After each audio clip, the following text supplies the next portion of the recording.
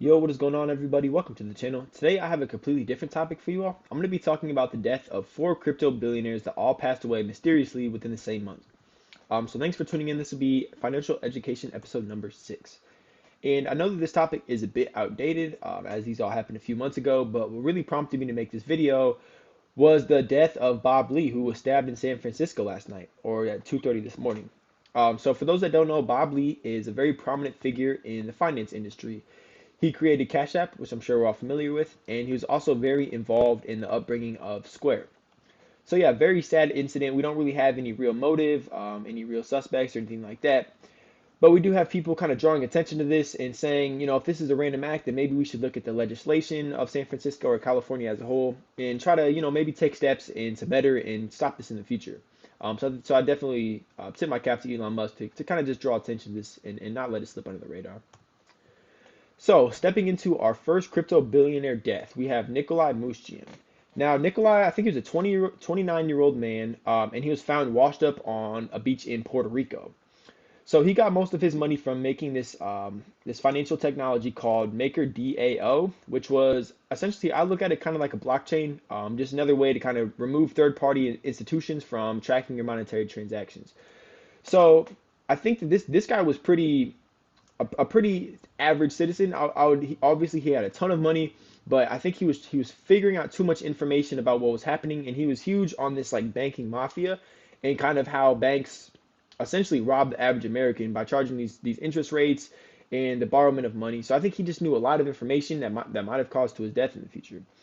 So yeah, police had found no signs of violence, but he did suffer a small laceration to the skull. I think this kind of just contradicts itself, where we do have some kind of violence. I mean, maybe he could have fallen, but I also don't think that an official cause of death was ruled. Or we're not sure if it was drowning, where his lungs took up too much water, or how exactly he died.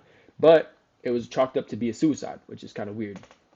So the most eerie part about this are the about this whole situation are the cryptic tweets that he was kind of sending out right before he passed away. So top right, you can see, I think this was just a day or two before he actually was found dead. Um, Quote, CIA and Mossad and the pedo elite are running some kind of sex trafficking, entrapment, blackmail ring out of Puerto Rico and Caribbean islands. They are going to frame me with the laptop planted by my ex-girlfriend who is a spy. They will torture me to death.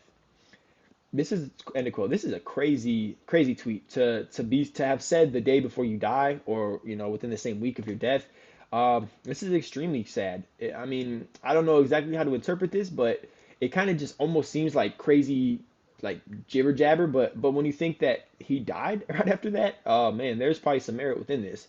So yeah, if you want to go look at his Twitter, all the stuff is still active. And I'm sure you can go view it as far as I know.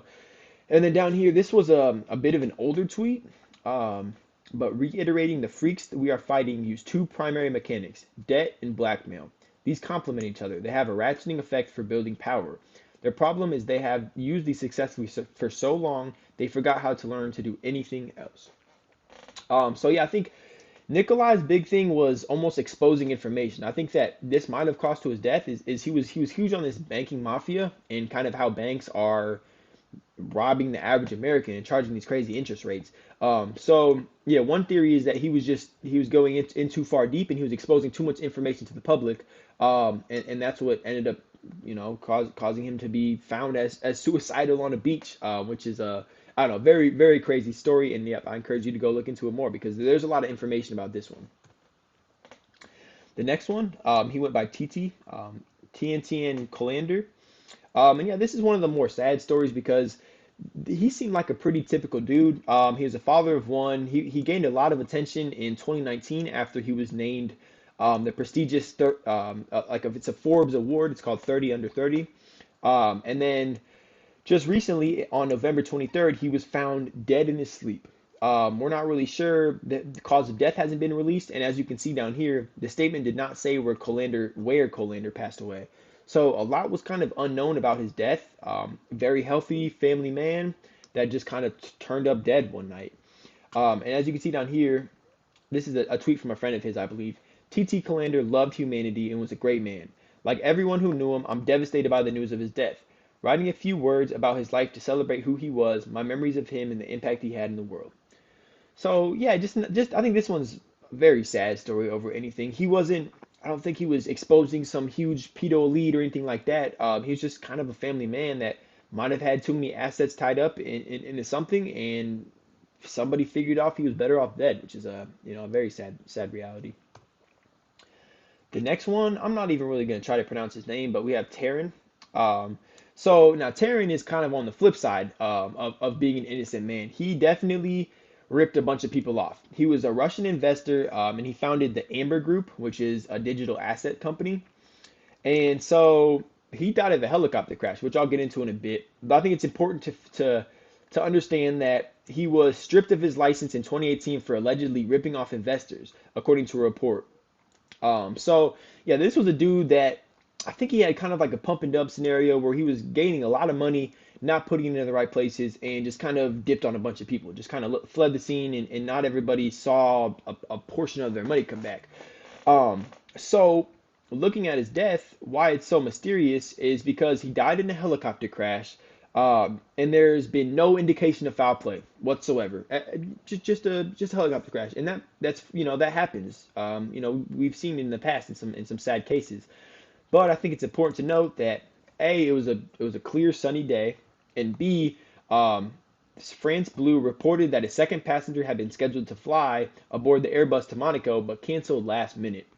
I think that's like a super eerie thing to think that somebody on this helicopter canceled at the last minute and didn't let anybody know. And a French pilot died as well. So yeah, sad story, and just kind of one of those mysterious things. It's like this doesn't make sense. This doesn't really check out. I think that the person that canceled last minute should be the main, primary suspect in questioning and saying, hey, why did you cancel? And really kind of pushing for that information. And then finally, this is one of the weirder ones because it's super hard to find information on it. But we have Javier Bastia.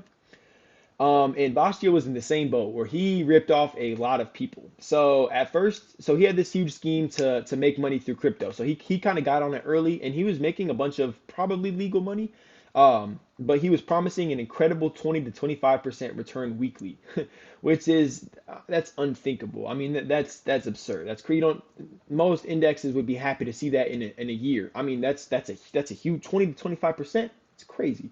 So yeah, this double-digit weekly guaranteed return should have been enough to warn off prudent investors. However, Bitcoin prices were so high, and I don't know how to say his name, and his clients rode the wave.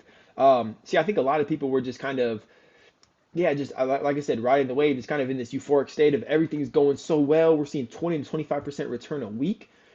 That's insane. That's a ton of money that's being produced because if you don't know that compounds. So if you're compounding weekly, 20 to 25%, I mean, you're going to see a lot of money. I mean, I guess compounding would be doubling. So in a month, you compound your money, which is just mind blowing. That's crazy to think about. So eventually, Javier got caught. They revoked his license and set him out to be doing fraudulent activities. So his bail was set at the equivalent of $1 million US.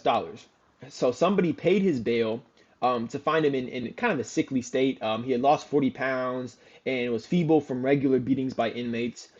And it turned out that the person who had put up his bail was a creditor of his. He was trying to get the money that he got back. So he picked up Javier, was trying to come up with a scheme to get his money back. And when he discovered that the money was gone, he reinscited his bail, which would have sent him back to prison. So basically, he paid his bail, picked him up, tried to get his money back, and when he found out he wasn't able to get his money back, I guess Javier just commit suicide. Just being in the outside just made him commit suicide. Which I think this is a pretty cut and clear case of like it mentions on here, members of the Russian mafia were involved. I think this is a clear case of him just being murdered, a murder, a cover up, a swept under the rug, and back on to daily life. Because it's funny if you look up his name and then you put death, there's only like one really like coherent article. It's hard to find, and you can't even find a picture of this man. So there's like one clear article, and everything else is just kind of, I don't know what happened. He committed suicide, yada yada. When I think that this is out of all four of the cases, I think that this is the most obvious of just the mafia killing a man. Push him out of the window. Oh, boo-hoo. He died, and that was that. So yeah, four crazy cases. Honestly, I think that the first instance of Nikolai is the most eerie. I think that it leaves a lot more unanswered questions than answered. So I hope this prompts you to go do some research yourself. I think a lot of stuff is super crazy. One of my theories is that maybe these people were killed because they had so many assets tied up into these um, Bitcoin and all these kind of this money floating around that if they were to liquidize their money and turn it into cash, it would collapse a lot of systems. So my theory is that a lot of the times they're better off just dead with their money just floating out there because yeah, like I said, if they liquidize that, who knows what could happen if they liquidize billions of dollars in any coin. It could easily crash the system. So thank you all for watching. I hope I taught you something. I hope, yeah, like I said, I hope this prompts you to do your own research. Be careful when searching Javier Bastia. There's a lot of I noticed a few links would try to have me like accept things in different languages. So like I said, just search his name and then death in the first article. That's really where I drew all this information from, and it's a pretty in-depth article. But other than that, it's hard to find much on him. So thank you all for watching. I hope you have a great day, and I'll see you all next time.